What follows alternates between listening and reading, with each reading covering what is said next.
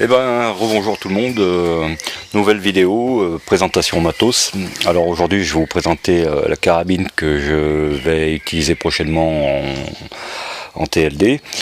C'est une carabine que j'ai achetée il y a à peu près 1 mois et demi maintenant, avec laquelle j'ai développé une cartouche en 338 avec balle Lapua 300 grains.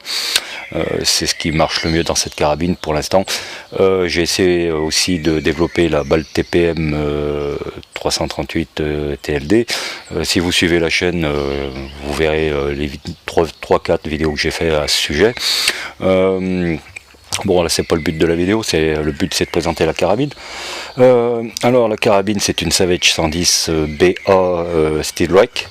Alors c'est un modèle un peu particulier chez Savage parce qu'ils ont fait un partenariat avec Drake Industries pour créer un châssis spécifique à la carabine, donc à cette gamme là, à cette gamme Steel Rack. Alors c'est un châssis aluminium, châssis poutre classique, comme on en voit de plus en plus maintenant sur différentes marques de carabines.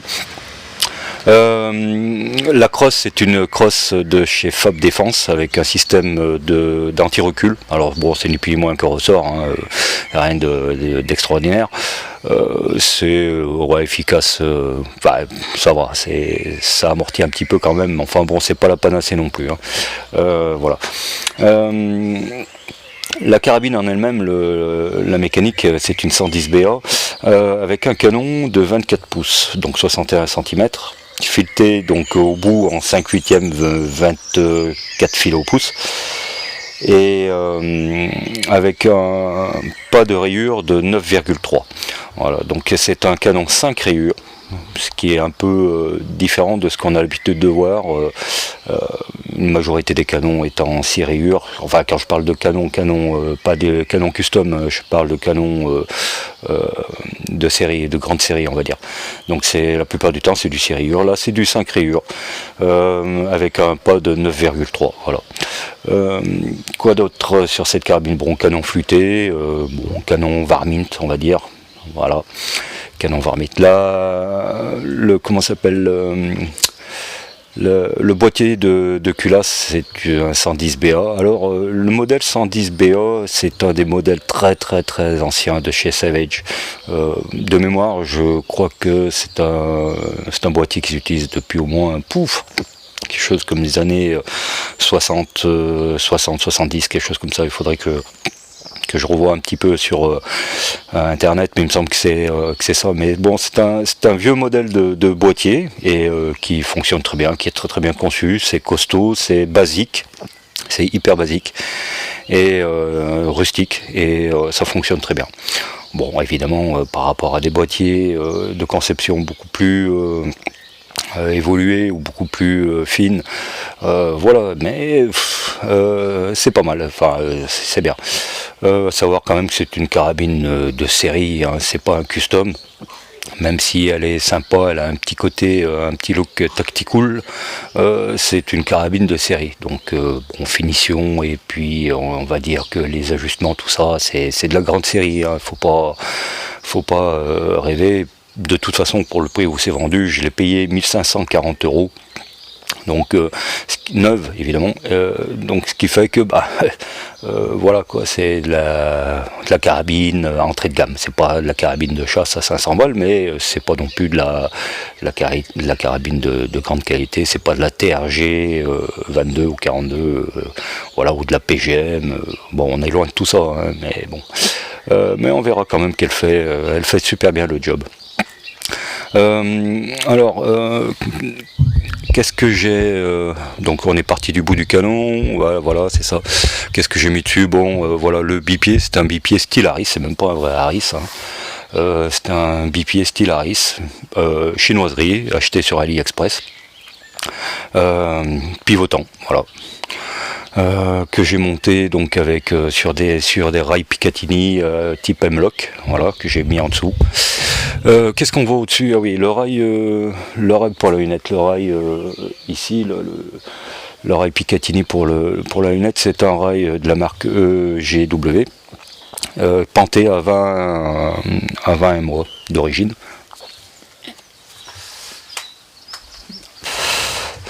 Voilà, je finis ma clope en même temps. Alors,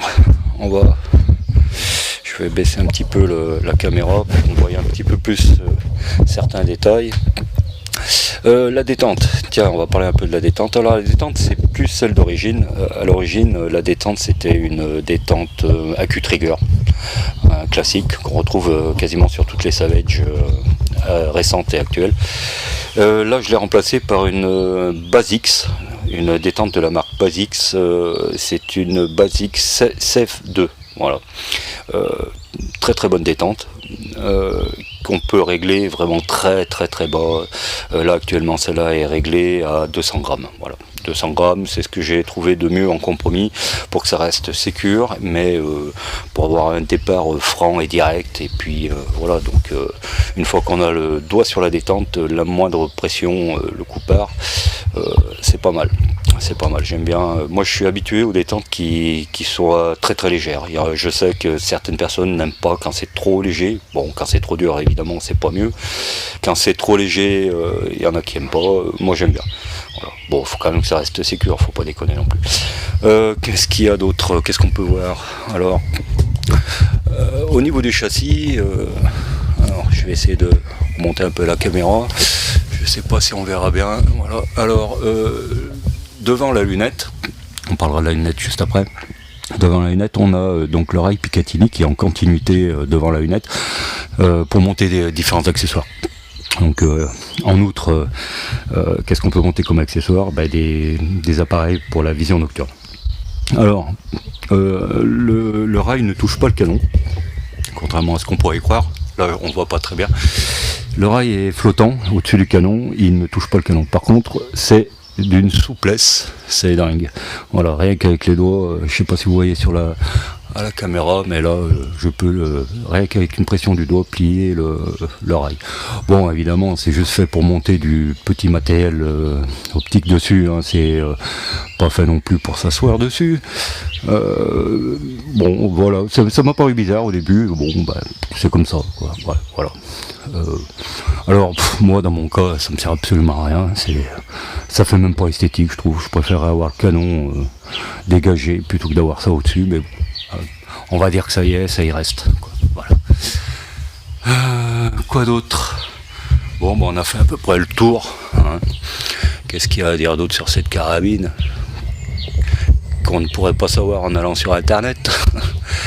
Alors du coup, je l'ai équipé. Alors je l'ai équipé avec on va parler un petit peu de l'optique, on va parler de la lunette. J'ai équipé cette carabine avec une Bushnell XRS 2. Voilà. C'est une lunette qui est relativement récente. Ça fait, je pense, 2 ans qu'elle est sortie. Très très bonne lunette, j'en suis super content. Alors ce qui est paradoxal, c'est que la lunette coûte plus cher que la carabine en elle-même. Mais bon, ce qui n'est pas déconnant, puisque pour ceux qui connaissent un peu le tir longue distance en général, on met le prix dans la lunette équivaut au minimum au prix de la carabine, voire plus. Hein. Donc voilà, ça serait quand même dommage de mettre une lunette chinoise à 300 € sur une carabine qui est prévue quand même pour tirer, allez, on va dire jusqu'à 1600 mètres sans problème, quoi. Donc voilà, autant mettre une bonne optique, ça serait déconnant de faire moins, quoi. Ouais. Alors la XRS2 de chez Bushnell, très très bonne lunette. À savoir que le dernier King of Two Mice, version, enfin aux États-Unis, a été gagné par un gars qui avait cette lunette sur sa carabine. Bon, ça veut pas dire, enfin, je suis pas en train de dire que si vous avez cette lunette, vous allez gagner le King of Two Mice. C'est pas ce que je veux dire. Et c'est surtout le mec qui est derrière la carabine qui est bon, pas forcément la lunette. Mais enfin bon, avec une lunette comme ça, bon, voilà, en général on part tranquille, quoi. D'autant plus que c'est quand même une lunette, c'est pas la lunette la plus chère qu'on puisse trouver. C'est une très bonne lunette, mais milieu de gamme, on va dire, voilà. Rien à voir avec des lunettes qu'on pourrait trouver à 4-5 000 €. Il y en a quelques-unes, bon, je vais pas épiloguer là-dessus. Donc voilà, bonne lunette, Bushnell XRS2, voilà. Monté dans des colliers Buris, alors c'est des Buris extrême signature, voilà.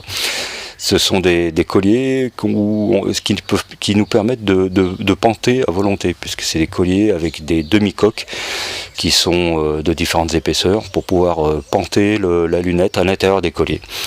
Là actuellement j'ai mis 10 MOA dans les colliers, donc si on rajoute les 20 MOA du rail Picatinny, on est à 30 MOA de pente. Ce qui fait que la lunette actuellement elle est zérotée donc à 100 mètres forcément, et il me reste 20 millirades au-dessus de mon 0-100 mètres, ce qui m'emmène pas tout à fait avec la 300 grains à la poids, ce qui m'emmène pas tout à fait à 1600 mètres.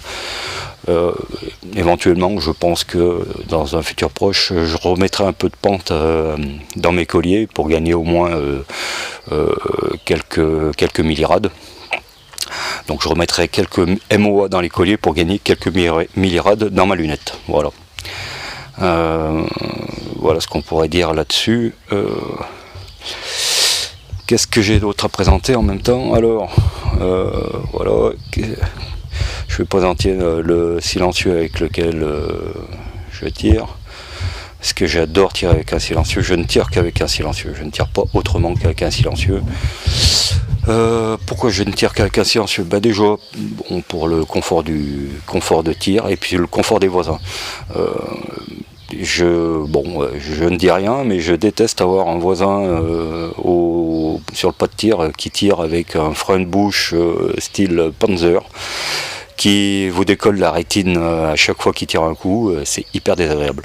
Moi au moins l'avantage c'est que lorsque je tire à côté de quelqu'un, il n'en prend pas plein la gueule à chacun de mes tirs.